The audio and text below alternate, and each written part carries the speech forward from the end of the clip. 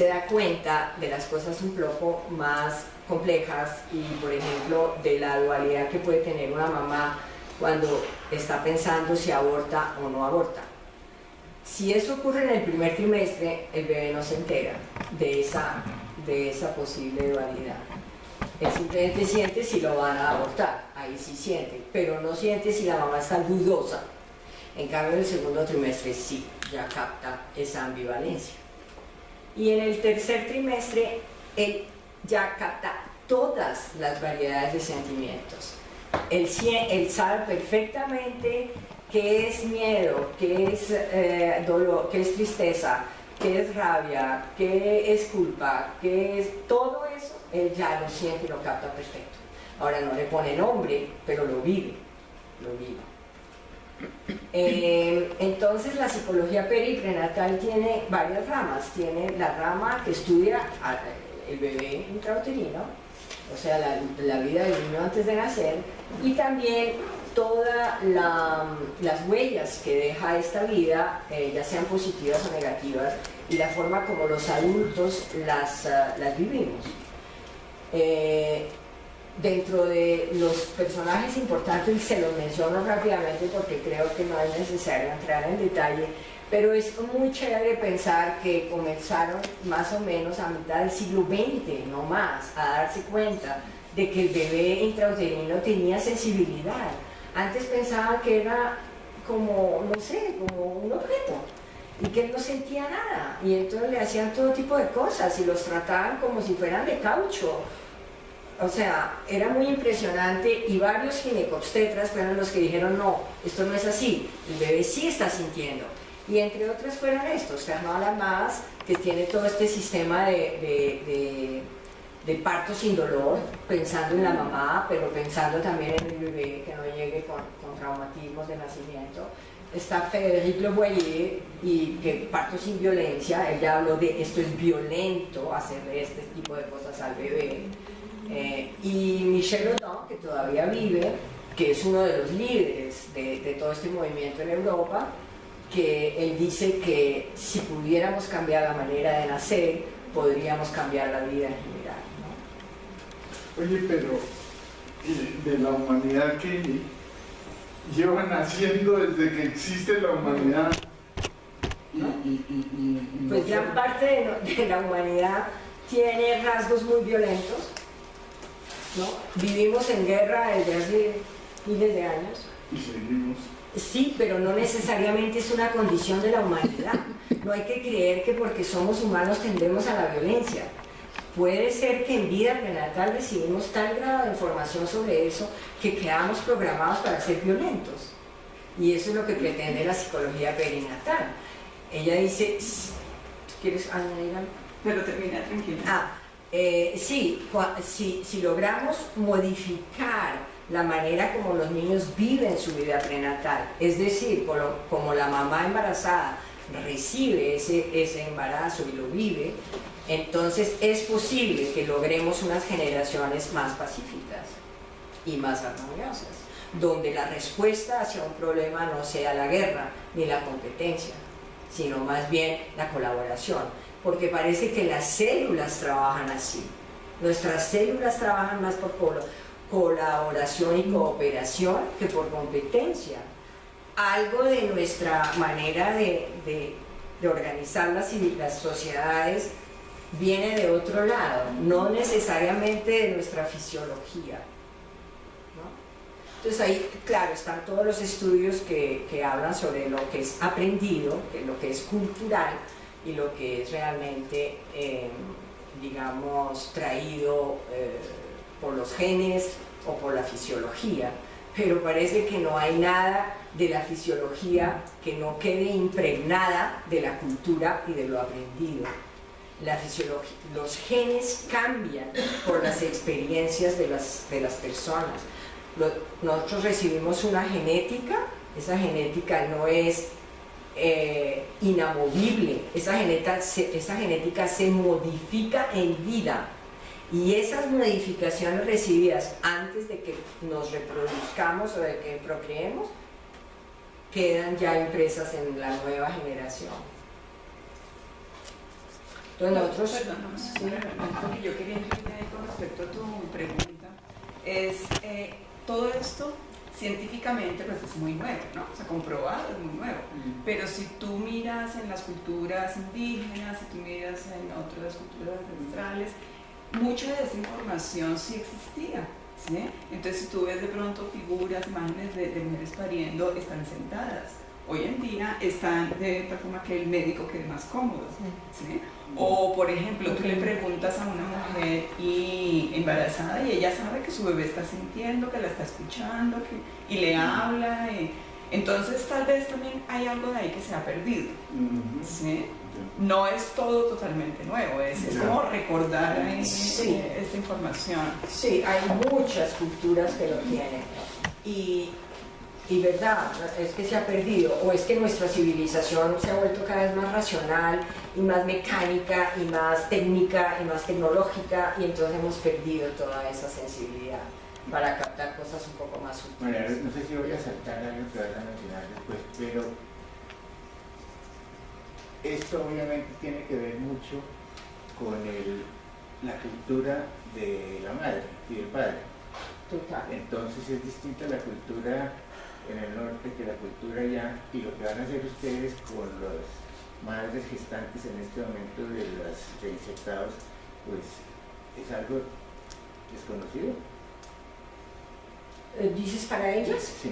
Depende, porque mira que hemos venido trabajando desde hace 3 años en el codito. El codito es gente de estrato 1 y 2, con muy poco nivel educativo, con condiciones económicas muy difíciles. Son mujeres fácilmente abusadas o muy generalmente maltratadas desde chiquitas. Tienen un grado de desconfianza enorme y quedan embarazadas además a los 15 y 17 años. Estas muchachas, cuando uno les hace el ejercicio de conexión con el bebé y de comunicación, es impresionante. Todas entran ahí mismo y todas se emocionan y todas sienten al bebé y hasta lo oyen y dicen qué quiso decirles. O sea, tienen una capacidad de conexión por encima de lo que podríamos llamar académicamente correcto, o no. Creemos que no son educadas, pero tienen otra educación, seguramente mucho más primaria o elemental o básica, o no sé cómo llamarla, que de verdad les facilita el embarazo. Y ellas, apenas uno les dice, dicen, ay sí, claro, es que yo sabía que él me escuchaba. Pero como que si uno se los dice con la ciencia respaldando, ellas van a confiar más en ellas, pero ellas ya lo sabían, Y eso no pasa tanto en estrato 5 y 6. En estrato 5 y 6 la desconfianza es muy grande, porque como que, a ver, ¿quién me lo prueba? ¿Y esto quién lo dijo? ¿Y qué científico lo publicó? ¿En qué journal? ¿Y en qué vaina? Y entonces se quedan mucho acá. Pero si logramos bajar acá y la mujer embarazada logra eso muy fácil, entonces directamente se conecta. Además, perdón, digamos, en ese medio se vive mucho más en el instinto, sí, porque la supervivencia es más importante, digamos. Claro. Entonces, cuando uno está en el instinto, pues está más ahí, está más conectado con el cuerpo. Es verdad. Y embarazadas es como que se multiplicaron. Sí. Además se les desarrolla el instinto de proteger a ese ser, porque muchas de ellas tienen a los bebés para compañía, para que alguien las acompañe y las quiera, para poder querer como desde cero, como arrancar una vida de amor nueva. Bueno, estos son los grandes de la psicología perinatal, pre y perinatal.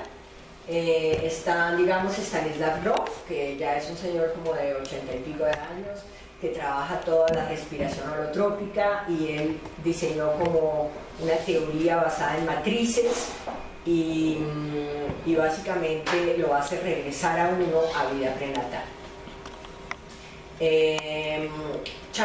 David Chamberlain, no murió hace mucho, murió creo que hace 2 años, fue uno de los fundadores de la Asociación Americana de Psicología Peri y Prenatal, Él es psiquiatra y psicólogo también, y él trabajó mucho lo que es la mente del bebé intrauterino y toda la parte como del vínculo.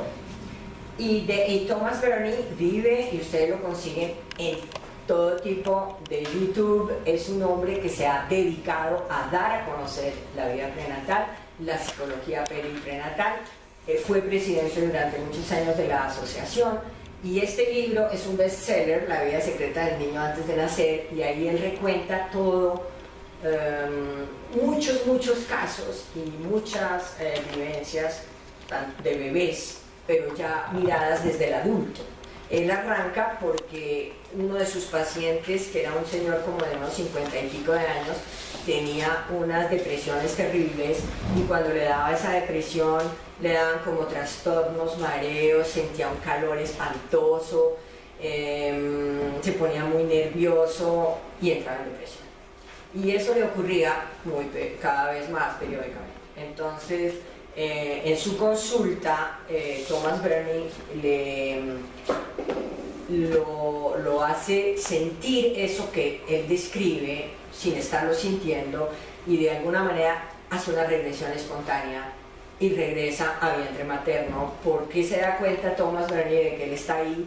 Porque se pone en posición fetal, porque comienza a hablar muy poco y porque comienza a decir no. O sea, habla como podría hablar un ser que todavía no habla, es decir, lo mínimo.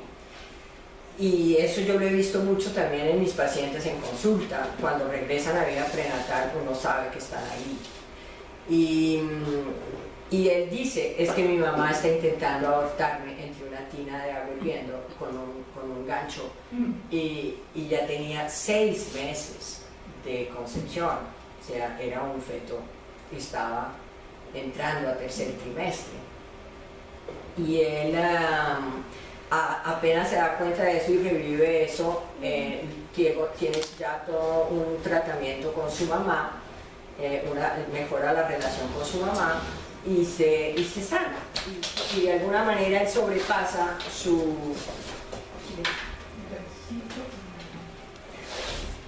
él sobrepasa eso, y para Thomas Berney es el inicio, como diciendo, no, esto hay que investigarlo, esto es importante, vida prenatal marca y deja huellas para todo el resto de la vida.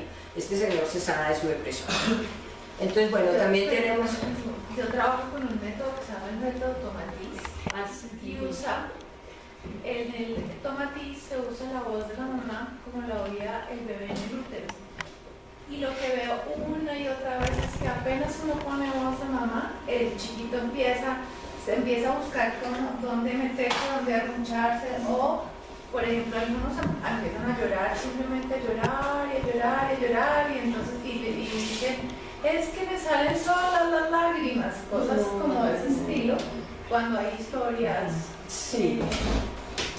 Pero por ejemplo, yo energéticamente pensaría que, digamos, la información de que en el primer trimestre, cuando es un bebé no deseado, no queda como marcado, a menos que se vaya a abortar, y obviamente el feto siente el riesgo de la muerte Y el rechazo. Yo no sé si energética, es una pregunta que siempre me he hecho. Energéticamente yo pienso que eso sí queda, porque es una información muy fuerte. Ahora, para todo el mundo es más fácil pensar que en los 3 primeros meses eso no queda marcado, porque por lo general pues él da mucha culpa, pero no estoy tan seguro. O sea, es una pregunta que yo siempre me he hecho, no lo sé. No, si él siente el rechazo permanente, si la mamá continúa indiferente y de alguna manera lamentándose por estar embarazada, como diciendo qué tragedia, qué vaina, qué problema, el bebé obviamente comienza ya a recibir esa información de rechazo. Sí. Y eso es una de las grandes huellas, o la simple indiferencia de una mamá que no le para ni 5 bolas a su embarazo, a su bebé intrauterino, o el rechazo claro y nítido. Eso es lo que tal vez deja más huella. Okay. Sí. Ahora tenemos unas mujeres maravillosas que se han dedicado a la investigación y a la divulgación. Está Marion de Bertin, que es una francesa que acaba de morir el año pasado y que se ganó, bueno, muchos reconocimientos en Francia, y que logró que la ONU aceptara como importante la educación prenatal. Ella trabajó más que todo en educación prenatal. Ella vino a Colombia y dictó una charla aquí organizada por el ICBF, y a mí curiosamente me tocó alojarla en la casa porque yo hablo francés y ella no hablaba español, y entonces yo fui como su acompañante y su traductora, y fue maravilloso para mí, y así fue en realidad que yo descubrí la vida prenatal. Yo como que sabía, porque había tenido, tal vez 3 años antes, había tenido una experiencia muy fuerte en renacimiento, en rebirthing. Y eso fue mis primeros pasos y mis primeras, abrir como las puertas ante el mirarse hacia adentro. Falta contar tu formación académica. Sí, bueno, digamos que yo soy antropóloga, me formé académicamente en Bélgica. Es una sociedad no tan racional como la francesa, pero bastante racional, y la antropología me relativizó todo varía, todo cambia, no hay nada fijo, ¿no? Y de alguna manera más racional aún, aunque abierta a la diversidad. Pero comencé a trabajar en antropología, en arqueología, en trabajo social de antropología, y en un momento dado nos dedicamos a investigar experiencias fuera del cuerpo y experiencias de muerte cercana con un grupo de gente que éramos curiosos, pero curiosos desde acá, y mucho libro y mucha lectura. Y anunciaron un curso de rebirthing, y fui yo la seleccionada del grupo, y dijeron, bueno, vaya usted pues y nos cuenta cómo es el cuento. Entonces yo fui, y de un fin de semana quedé tan impactada que dije, no, yo tengo que mirar más a fondo porque aquí están saliendo muchas cosas mías. Entonces fue todo un entrenamiento en rebirthing que duró más de 4 meses, y era más o menos todas las noches. Esto fue intensísimo, fuertísimo, y a mí me revolcó completamente, y salí, hagan de cuenta, con un suéter al revés. Al revés. Y tan al revés quedé que necesité psicoterapia. Entonces me formé en bioenergética corporal, en terapias regresivas y en psicología transpersonal, y comencé a descubrir por mi trabajo con pacientes, porque me volví psicoterapeuta, que muchos regresaban, hacían regresiones espontáneas, y muchas eran a vida prenatal. Entonces fue cuando llegó a Marion Rey, y cuando como que se me abrió el mundo, y yo dije, me voy para un congreso de psicología periprenatal a Estados Unidos, y comencé a devorar todo lo que existía de bibliografía en eso, y comencé a trabajar con gestantes, y hace 20 años que trabajo con gestantes de estrato 5 y 6, y hace 3 empecé a trabajar con estrato 1 y 2, que es otro mundo, otra realidad, otro lenguaje, otros temas, otras prioridades. Entonces fui diseñando, a medida que avanzaba mi trabajo, un método que se llama armonización prenatal, del cual lo vamos a hablar ahora. ¿Cuántos años llevas entonces en esto? Como 20. También tenemos otras personas como Claude Ambert, que trabaja mucho ya la terapia con adultos. Claudette Notel se dedicó a investigar el momento de la concepción y de lo que ella llama la epiconcepción, que es antes de y durante y justo después de la concepción, todo ese momento de qué pasa, no solamente a nivel fisiológico, sino a nivel mental, emocional, etc., y de la conciencia. Y Wendy Ann McCarthy es la única viva, y es una persona que se dedica más que todo a la conciencia del bebé, y que es una abanderada en materia de psicología periprenatal. Entonces hablemos